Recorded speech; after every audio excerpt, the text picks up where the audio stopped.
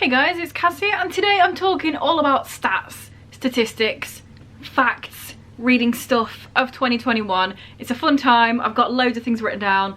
I've got loads of charts because I really enjoy making this video. So we're just going to jump straight in. My just piece of paper with loads of stuff written on it and get into this and hope that I don't forget anything. I'm going to step on over here so when I do have the charts I can just throw it there. But let's just start. So I read 136 books in 2021. Technically 135, but my copy of The Hate List by Jennifer Brown has a short story in the back which is nearly 90 pages long, so I just counted it as a separate one so I could review it because it's on Goodreads as a separate thing. So that's why it's 136 books. And the amount of pages I read was 35,890.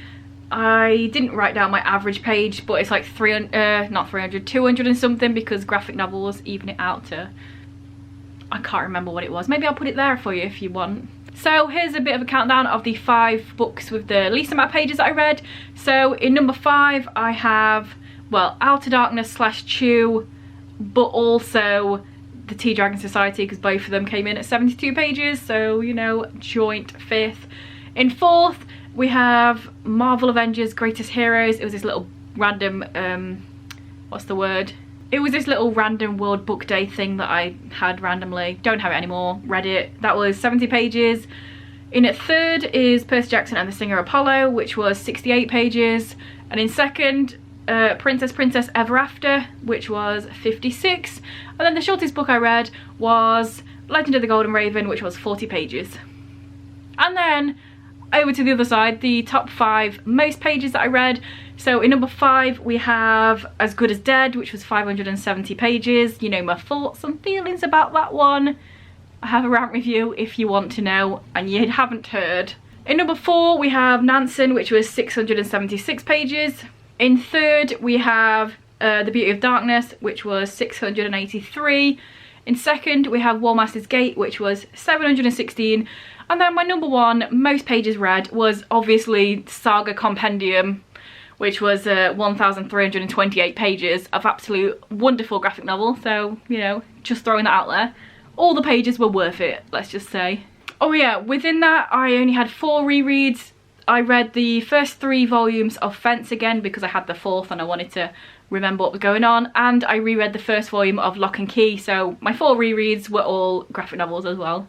So next up, let's talk about the star ratings, and this is where the fun stuff starts because visuals and all that. So let's go from the bottom. This year I had my first 1-star read ever. You'll hear about it in my best and worst videos, don't worry. And I didn't have any 1.5s. And then 2-star reads, I had 3 2.5-star reads. I also had 3. I had 13 3-star books, 28 3.5, 58 4. I always know 4 is just my average, what I rate most things because I know my tastes. For 4.5 I had 19 books, and then I had 9 5-star reads, which is pretty average for me because I don't give out 5 stars very often. It's very much like an emotional thing for me. I have to feel like a 5 stars. A book can be amazing and it still isn't quite 5 stars. So yes. Next up I'll just talk about how many books I read each month. I have a little graph for that as well, of course. So January I read 15, February was 12, March was 12, April was 21, May was 10, June 7, July 10, August 8, September 6, October 14, November 9 and December 11. So what do those stats mean? Well, first of all, let's talk about April because I read 21 things there. I read a lot of graphic novels in April. I think that may have been, I can't remember if that was when Get Graphic With It was on. But I do remember I read quite a lot of Runaways comics. I read all the comics. I just know that I read a lot of comics in there. So that's why it's 21. September, you can see, is my least read month, and 2 of the books in my top 5 most pages I read in September, so that makes sense. I read Saga and Nansen in September, so makes sense. Loads of pages. Didn't read much other than that. And the other one that was like my lowest reading was June, which I was just slumpy there. It happens to all of us. It's fine. I just didn't want to read that month, so I watched stuff and didn't read much. And then it shows in my graph, so there we go. There are some thoughts and feelings and reasons and stuff behind that. Moving on. So next up, this one actually did surprise me quite a lot when I was doing the graphics. So for previous years when I've done this, which is the genres, I've always put stuff in different genres. You know, if something feels like it's this and this, I'd put it in both. So my genre tables always had more numbers than the actual books I've read. But this year I thought it'd be interesting to just put stuff in like specific categories and see if it's interesting or different or revealing, and I think it is. So let me just run through these and then I'll explain why I was a bit like, whoa.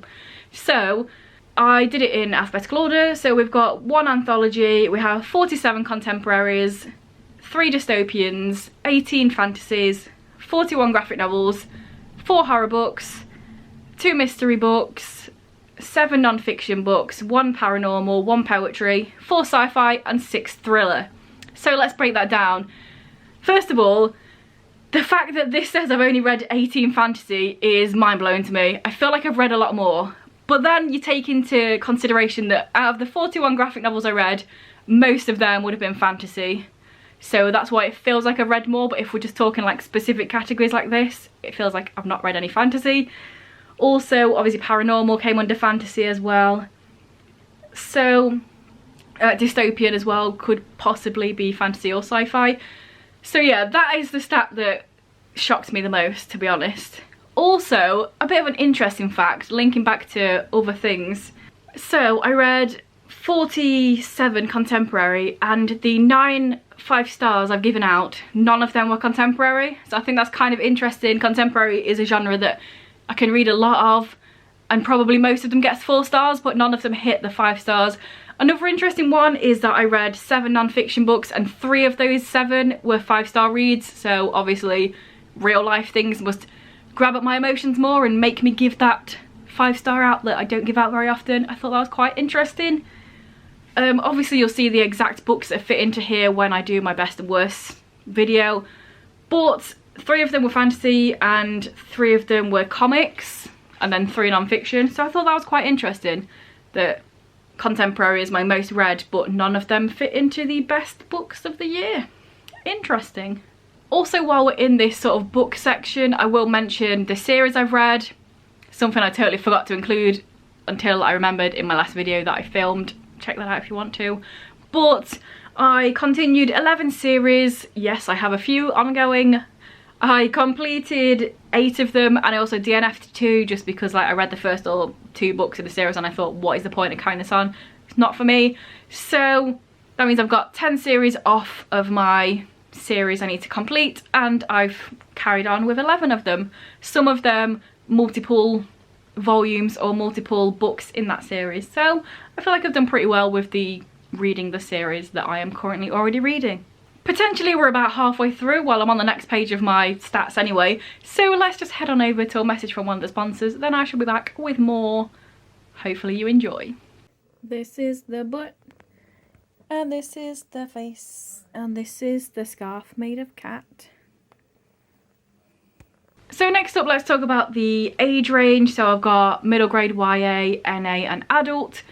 So within here I read 22 middle grade books, 74 YA books, 7 new adult books and 32 adult books. Yeah, this stat seems very legit. Nothing surprised me there. I own loads of YA books, so obviously I've read more YA books. Makes sense. So we're going to talk about the format now. I don't listen to audiobooks, so this one was pretty easy. I read 121 physical books and 14 ebooks. I think most of the ebooks were at the end of the year as well, because I had a couple of months free Kindle Unlimited, because I got a new Kindle and they're like, here's 3 months free Kindle Unlimited. So I read a few there. I think that's where most of them popped up. I feel like I should prioritize Kindle books because I have loads, but also they're hidden away in the Kindle, and I need to get my physical TBR down, so it's not something I actively lean towards. Maybe I should, maybe I won't, we shall see. So in terms of release date, the oldest book I read was The Crazy Horse Electric Game by, can't remember his name, the book's here anyway, whatevs.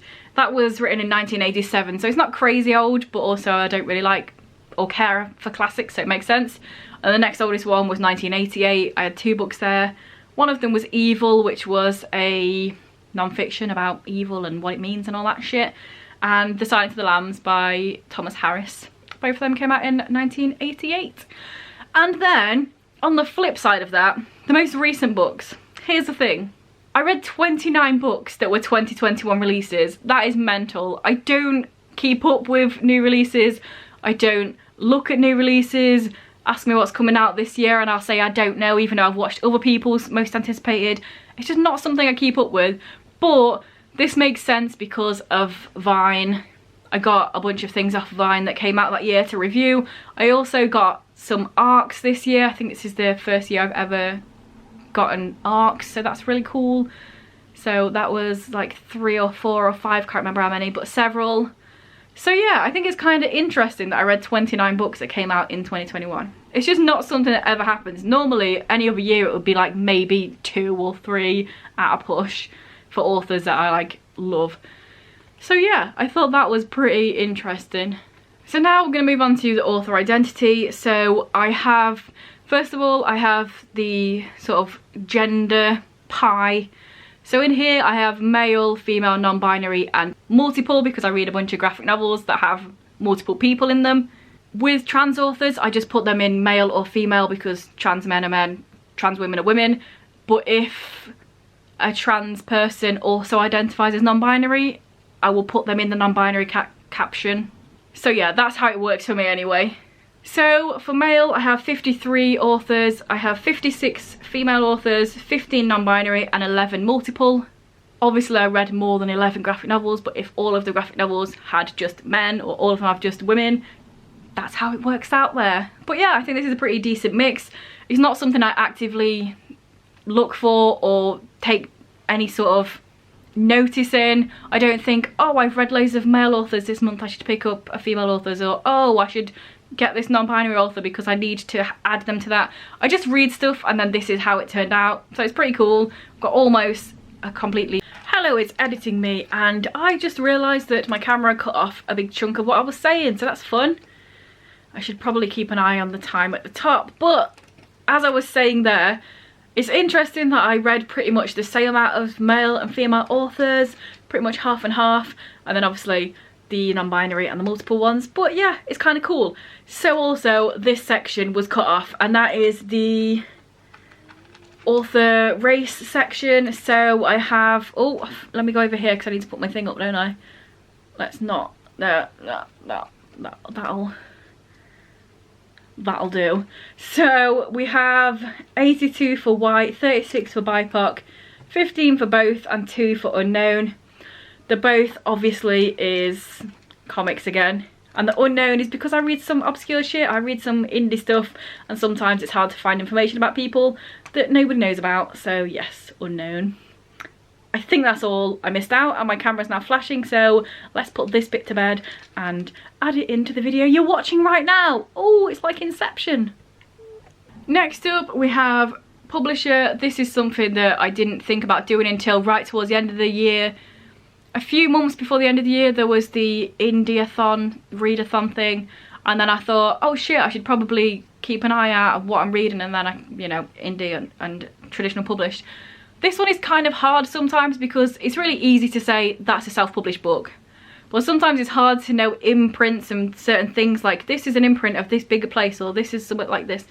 But here's my findings anyway, with no research, and that is that I read 112 traditional published books and 23 indie. Most of them probably self-published, a few from small presses. Boom, there we go. And that is it. That is all my stats and statistics and things for 2021. I probably missed some stuff out that's interesting, soz, but that's pretty much where I'm at right now, what I thought about writing down. So yeah, let me know down below if any are interested, your stats, your statistics, if you enjoyed the video, if you thought it was crap. Say some words down there, innit? That's what it's there for, do it. You don't have to, but do it if you want. If there's any sort of graph emoji, you can put that, but I don't even know if there is. If there's not a graph, is there a giraffe? Put that if you want, but again, don't even know if there is one. But anyway, if this is your first video by me and you enjoy it, then please check out some of my others. And if you continue to enjoy, then please subscribe, that would be awesome. Anyway guys, I will see you in a few days with another video. Bye.